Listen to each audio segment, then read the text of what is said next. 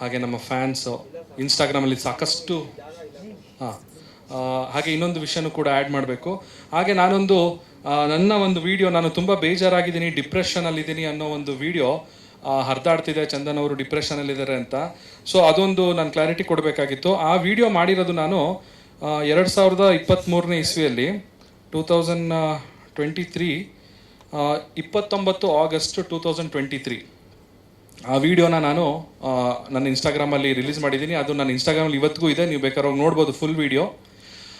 ಈ ವಿಡಿಯೋದಲ್ಲಿ ನಾನು ಏನು ಹೇಳಿದ್ದೀನಿ ಅಂದರೆ, ನನಗೇನು ಮಾಡಬೇಕು ಗೊತ್ತಾಗ್ತಿಲ್ಲ, ನನಗೆ ತುಂಬ ಬೇಜಾರಿತ್ತು, ಇವತ್ತು ನಾನು ಮುಂದೆ ಎಲ್ಲ ಹೇಳಬೇಕು ಅಂತ ಅಂದ್ಕೊಂಡಿದ್ದೀನಿ, ಏನು ಮಾಡಬೇಕು ಗೊತ್ತಾಗ್ತಿಲ್ಲ ಅಂತ ಹೇಳ್ತಾ ಲಾಸ್ಟಿಗೆ ಏನು ಹೇಳಿದ್ದೀನಿ, ನನ್ನ ಸೂತ್ರಧಾರಿ ಸಿನಿಮಾದ ಏನು ಮಾಡಬೇಕು ಸಾಂಗ್ ರಿಲೀಸ್ ಆಗುತ್ತೆ, ದಯವಿಟ್ಟು ಹೋಗಿ ನೋಡಿ ಅಂತ ಕೊನೆಯಲ್ಲಿ ಹೇಳಿದ್ದೀನಿ. ಆ ಕೊನೆಯಲ್ಲಿ ಹೇಳಿರೋ ಅಂಥ ವಿಷಯನ ಕಟ್ ಮಾಡಿಬಿಟ್ಟು ಈ ಒಂದು ಸಿಚುವೇಶನ್ಗೆ ಲಿಂಕ್ ಮಾಡಿ ಅದನ್ನು ಹರಿಬಿಟ್ಟಿದ್ದಾರೆ. ಇನ್ನೊಂದು ಸಂಗತಿ ಏನಂತ ಹೇಳಿದ್ರೆ ನಗು ಬರುತ್ತೆ ನನಗೆ. ನನ್ನ ಪೇಜಲ್ಲಿ ಅದು ಬರೀ 1 ಲಕ್ಷ ವ್ಯೂಸ್ ಪಡೆದಿದೆ. ಅದೇ ಬೇರೆಯವ್ರು ಹಾಕಿರೋ ಒಂದು ವಿಡಿಯೋದಲ್ಲಿ 8 ಲಕ್ಷ ವ್ಯೂಸ್ ಪಡೆದಿದೆ. ಸೊ ಇದೇ ಒಂದು ಏನು ವೈಫಲ್ಯ ಅಂತ ಅನ್ಸುತ್ತೆ ಮೋಸ್ಟ್ಲಿ ಈಗಿನ ಒಂದು ಸಮಾಜದ ಈ ಸಾಮಾಜಿಕ ಜಾಲತಾಣದ ಒಂದು ವೈಫಲ್ಯ ಹಿಂಗಿದೆ. ಅಂದರೆ ಕೆಟ್ಟ ಸುದ್ದಿಗಳು ಬೇಗ ಹರಡುತ್ತೆ, ಒಳ್ಳೆ ಸುದ್ದಿಗಳು ಎಷ್ಟು ಕಷ್ಟಪಟ್ಟರು ಅದು ಹರಡಲ್ಲ ಅನ್ನೋದು. ಸೊ ಈ ಒಂದು ವಿಷಯ ಕೂಡ ನಾನು ನಿಮಗೆ ಸ್ಪಷ್ಟಪಡಿಸ್ಬೇಕಾಗಿತ್ತು. ಅಫ್ಕೋರ್ಸ್ ಆ ವಿಡಿಯೋದಲ್ಲಿ ನಾನು ತುಂಬ ಬೇಜಾರಾಗಿದ್ದೀನಿ.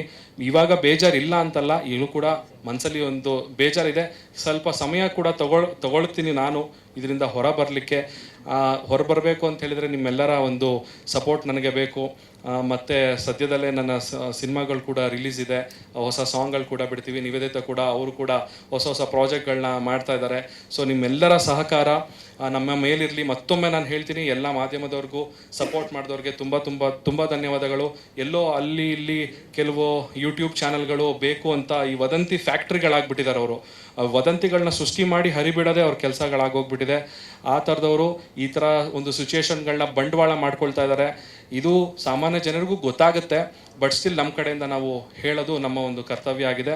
ಸೊ ಮತ್ತೊಮ್ಮೆ ಎಲ್ಲ ಮಾಧ್ಯಮ ಮಿತ್ರರಿಗೂ, ನಮ್ಮ ಸ್ನೇಹಿತರಿಗೂ, ಫ್ಯಾಮಿಲಿಯವ್ರಿಗೂ, ಎಲ್ಲ ಫ್ರೆಂಡ್ಸ್, ಫ್ಯಾನ್ಸ್, ಇನ್ಸ್ಟಾಗ್ರಾಮಲ್ಲಿ ಯಾರು ಮೆಸೇಜ್ ಮಾಡಿದ್ರು ಎಲ್ಲರಿಗೂ ನನ್ನ ಕಡೆಯಿಂದ ಸಾಷ್ಟಾಂಗ ನಮಸ್ಕಾರಗಳು. Thank you so much.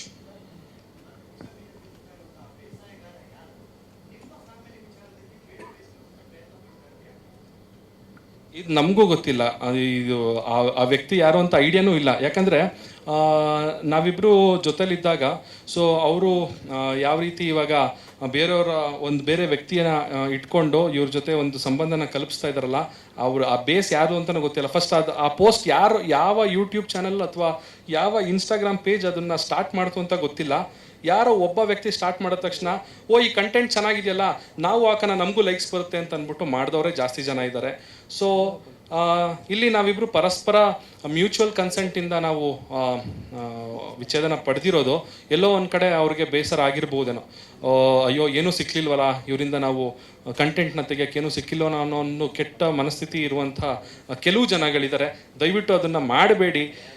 ಅದು ಮಾಡೋದ್ರಿಂದ ಸಮಾಜದಲ್ಲಿ ಒಂದು ಬ್ಯಾಲೆನ್ಸ್ ಇರೋದಿಲ್ಲ. ಅವರು ಸುಳ್ಳು ಸುದ್ದಿಗಳನ್ನ ಹರಡಿಸೋದ್ರಿಂದ ಎಲ್ಲೋ ಒಂದು ಎರಡು ಸೆಕೆಂಡಿಗೆ ನೀವು ಸುದ್ದಿನ ಓದ್ಬೋದು ಅಷ್ಟೇ, ಅದರಿಂದ ಯಾರ ಮನಸ್ಸಿಗೂ ಖುಷಿ ಕೊಡೋದಿಲ್ಲ.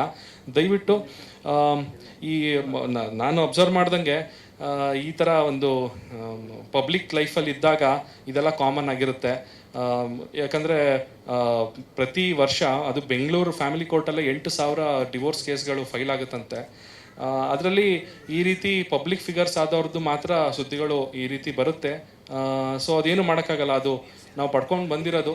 ಸೊ ಹಾಗಾಗಿ ನಾವು ಅದನ್ನು ಅನುಭವಿಸ್ಲೇಬೇಕು. ಇವಾಗ ಈ ಮಟ್ಟಕ್ಕೆ ಇವತ್ತು ನಾನು ಸ್ಟೇಜ್ ಮೇಲೆ ಬಂದು ನಿಮ್ಮೆಲ್ಲರ ಮುಂದೆ ಬಂದಿದ್ದೀವಿ ಅಂತ ಹೇಳಿದ್ರೆ ಖಂಡಿತವಾಗ್ಲೂ ಒಬ್ಬ ಪಬ್ಲಿಕ್ ಫಿಗರ್ಸ್ಗಳಾಗಿ ಇದು ನಮ್ಮ ಜವಾಬ್ದಾರಿ ಕೂಡ ಆಗಿರುತ್ತೆ. ನಾವು ನಮ್ಮ ವೈಯಕ್ತಿಕ ಜೀವನ ಅದರಲ್ಲಿ ಆಗೋ ಹೋಗುಗಳನ್ನ ಸಂಪೂರ್ಣವಾಗಿ ನಾವು ತಿಳಿಸೋಕ್ಕಾಗದೇ ಇದ್ರೂ ಎಲ್ಲೋ ಒಂದು ಕಡೆ ಯಾಕೆ ಆಯಿತು ಅನ್ನೋ ಒಂದು ಕ್ಲಾರಿಟಿನ ಕೊಟ್ಟರೆ ನಮ್ಮನ್ನ ಫಾಲೋ ಮಾಡೋರ್ಗು ಒಂದು ಸಮಾಧಾನ ಇರುತ್ತೆ ಅನ್ನೋ ಒಂದು ಕಾರಣಕ್ಕೋಸ್ಕರ ಇವತ್ತು ಈ ಒಂದು ಪ್ರೆಸ್ ಮೀಟ್ನ ಕೂಡ ಮಾಡಿದ್ದೀವಿ. ಹಾಂ ಸರ್.